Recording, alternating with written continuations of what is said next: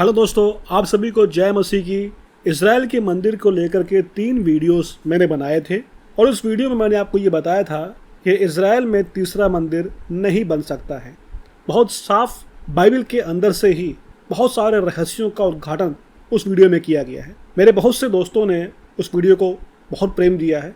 आप सभी के प्रेम के लिए और अच्छे कमेंट्स के लिए मैं धन्यवाद करता हूँ। लेकिन उस वीडियो में कुछ ऐसे कमेंट्स भी आए जो बहुत ही वास्तविक सवाल थे और जिनका जवाब देना बहुत ज़रूरी लगा मुझे। तो इसलिए आज की इस वीडियो में मैं एक कॉमन सवाल का जवाब देना चाहूँगा जो यीशु मसीह के कथन से लिया गया है। मत्ती 24 अध्याय का 16वां आयत, वहाँ इस प्रकार से यीशु कहते हैं, सो जब तुम उस उजाड़ने वाली घृणित वस्तु को जिसकी चर्चा दानियल भविष्यवक्ता के द्वारा हुई थी पवित्र स्थान में खड़ी हुई देखो, जो पढ़े वह समझे।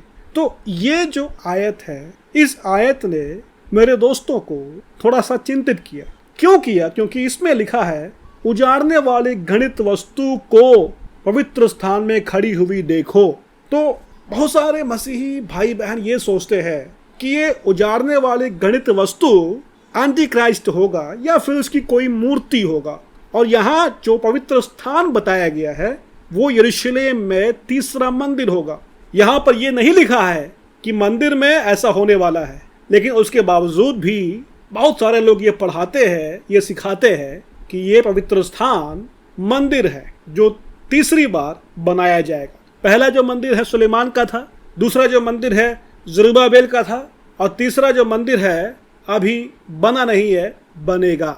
और वो यीशु मसीह के आगमन के साथ में लिंक है। और इसलिए जब तक मंदिर का निर्माण नहीं शुरू होता है तब तक कलीसिया का रैप्चर करने के लिए यीशु नहीं आने वाला है, ऐसा लोग सोचते हैं। तो क्या वाकई में यीशु मसीह तीसरे मंदिर के बनने की भविष्यवाणी करके गए हैं? क्या वाकई में पवित्र स्थान जो यहाँ बताया गया है वो तीसरा मंदिर है?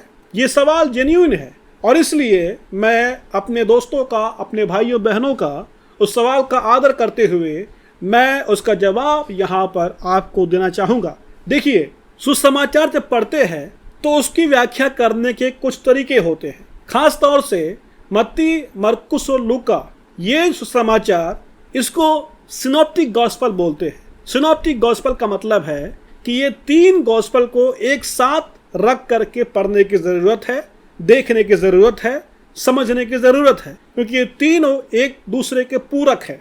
इसमें से अकेले किसी को हम पढ़ते हैं तो पूरा सीन जो है क्या है मालूम नहीं पड़ता है। इसलिए पूरे सीन को अगर हमको समझना है तो ये 3 गॉस्पेल्स को एक साथ रख करके हमको पढ़ना पड़ेगा।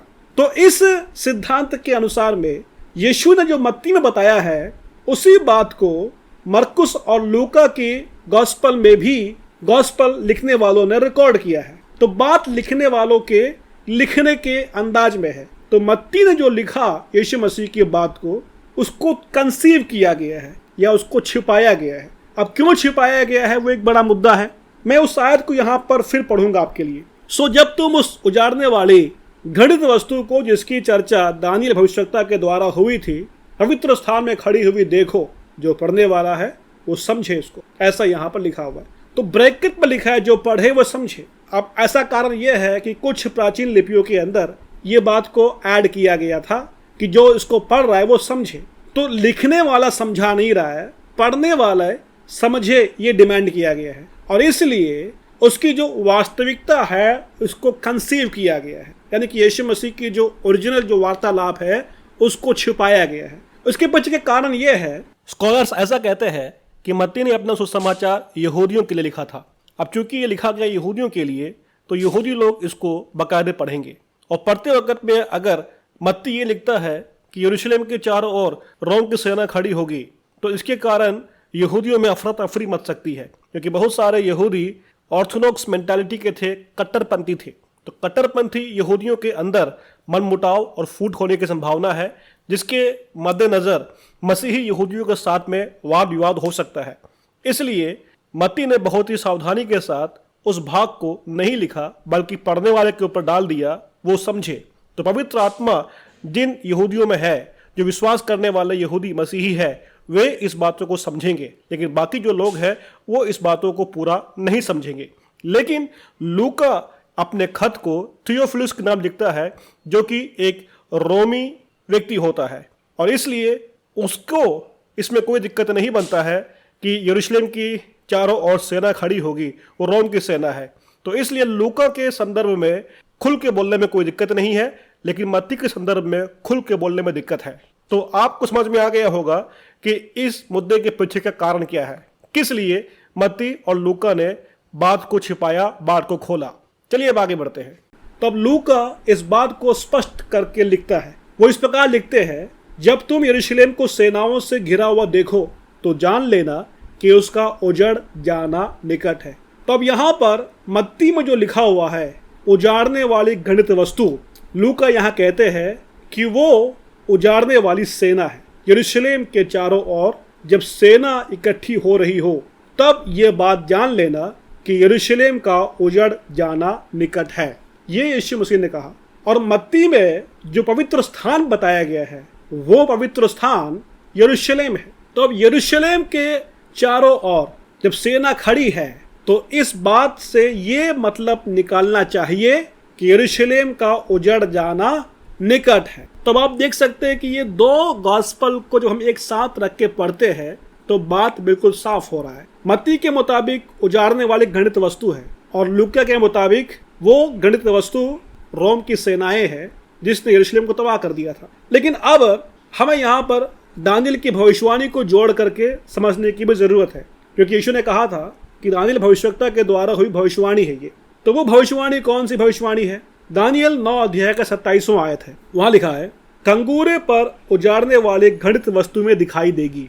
कंगूरे पर उजाड़ने वाली घृणित वस्तु में दिखाई देगी। तो अब उजाड़ने वाली घृणित वस्तुएं, ऐसा यहाँ दानियेल में बताया गया है। देखिए, वस्तु नहीं है, वस्तुएं बताया गया है। अब ये जो वस्तुएं हैं यानी कि बहुवचन है, तो क्या चीज बताया जा रहा है, क्या चीज यहाँ दिखाया जा रहा है? यहाँ पर ये जो कंगूरे पर जो शब्द है इसका थोड़ा सा सही मतलब समझने की जरूरत है। कंगूरे पर, इसको कई सारे अनुवादों में पंखों में बताया गया है, पंखों का अनुवाद दिया गया है। फैले हुए पंखों के द्वारा वे आएंगे और उजाड़ करेंगे, ये इसका मतलब है। इसका अंग्रेजी अनुवाद देखिए, अगर ASV में लिखा रखा, अमेरिकन स्टैंडर्ड वर्जन में लिखा रखा है, upon the wing of abominations shall come one that maketh desolate. मतलब ये है कि उजाड़ने वाले पंखों के ऊपर सवार होकर के एक आएगा जो उजाड़ करेगा। तो ये उजाड़ने वाले पंखों के ऊपर सवार होकर के कोई आएगा, ऐसा बताया गया है। अब KJV version, King James version में भी लिख रखा है, for the overspreading of abominations he shall make it desolate, यानी कि फैले हुए पंखों का उजाड़। तो फैले हुए पंखों का उजाड़ यहाँ बताया जा रहा है KJV के अंदर। हमने जो अनुवादों को पढ़ा, इस अनुवादों में कंगूरा जो शब्द हिंदी का है उसको ओवर स्प्रेडिंग, फैला हुआ पंख की तरह बताया गया है। इसका जो इब्रानी शब्द है वो है खनाफ। खनाफ जो शब्द है उसका अर्थ पंख होता है। अब ये जो भविष्यवाणी है AD 70 को पूरा होता है और इसी भविष्यवाणी को यीशु मसीह लेते हैं और बोलते हैं, और मत्ती और लूका उसको अलग अलग अंदाज में रिकॉर्ड करते हैं। अब लूका के रिकॉर्ड के द्वारा ये बिल्कुल साफ है कि यीशु मसीह ने जिस भविष्यवाणी की बात की थी वो सेनाओं के द्वारा आके तबाह करने की बात है। रोम की सेना का जो ढाल होता है उसमें ईगल के फैले हुए पंखों का निशान बनाया गया है। रोम की जो सेना है उसकी पहचान ईगल की तेजी से, यानी कि बाज की तेजी से बाज के समान आते हैं, झपट्टा मार के चले जाते हैं। रोम की जो सेना का एम्बलम था वो ईगल के फैले हुए पंख थे। तो दानियेल की भविष्यवाणी में ये हो रहा है कि ईगल के फैले हुए पंखों के द्वारा उजाड़ हो जाएगा।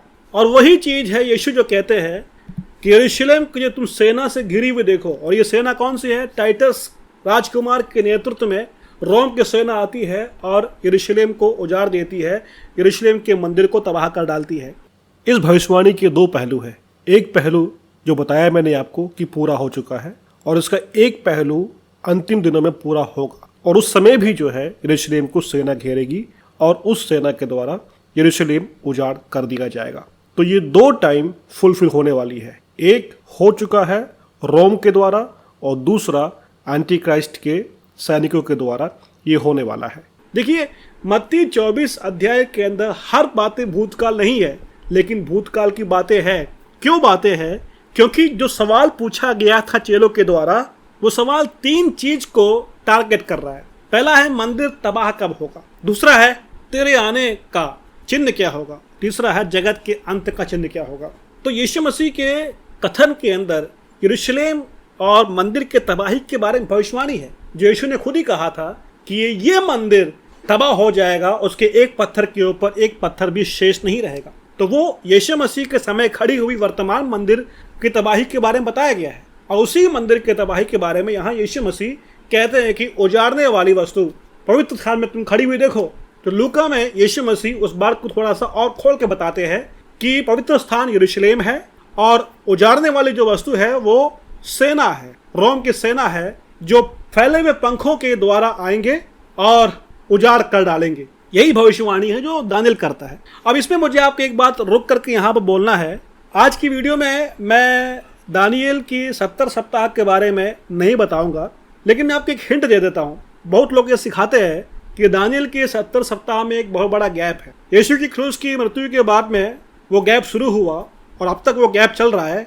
यीशु मसीह के आगमन के बाद वो गैप खत्म हो जाएगा और आखिरी सप्ताह जो है शुरू हो जाएगा। तो 69 सप्ताह बीत चुके हैं, अभी गैप चल रहा है। आखिरी जो सप्ताह है, 70वां जो सप्ताह है, वो शुरू नहीं हुआ है। वो यीशु मसीह के आने के बाद, रैप्चर के बाद शुरू होगा, ऐसा कहते हैं। मेरे भाइयों मेरे बहनों, ये गलत है। क्यों गलत है? क्योंकि वहाँ पर कोई गैप नहीं है, ना गैप के बारे में बताया गया है वहाँ पर।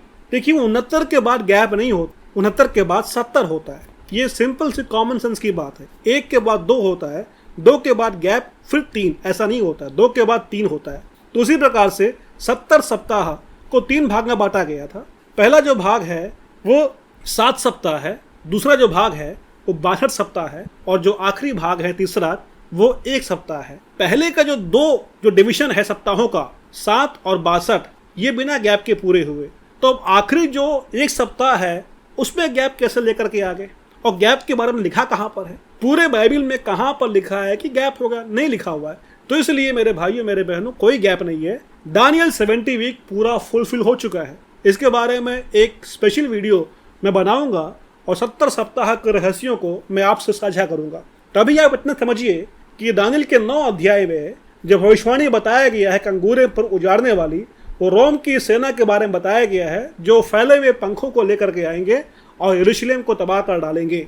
यही भविष्यवाणी है जो हमारे प्रभु यीशु मसीह करके गए थे, और इसी को गलत तरीके से तोड़ मरोड़ करके आज के ज़माने में कई लोग सिखाते हैं, पढ़ाते हैं। तो मुझे उम्मीद है कि आपको आज की वीडियो के द्वारा ये मालूम पड़ा होगा कि मत्ती और लूका साथ में मिला के पढ़ा जाए तो बात बिल्कुल स्पष्ट अंदाज में एक आदमी समझ सकता है और वो गुमराही से बच के निकल सकता है। अगर आपके कोई सवाल है तो आप धैर्य के साथ में मुझसे पूछ सकते हैं, और मैं पूरी कोशिश करूंगा विनम्रता के साथ में आपके सवालों का जवाब देने के लिए। तो मिलते हैं अगले वीडियो में, तब तक के लिए शालोम, जय मसीह की।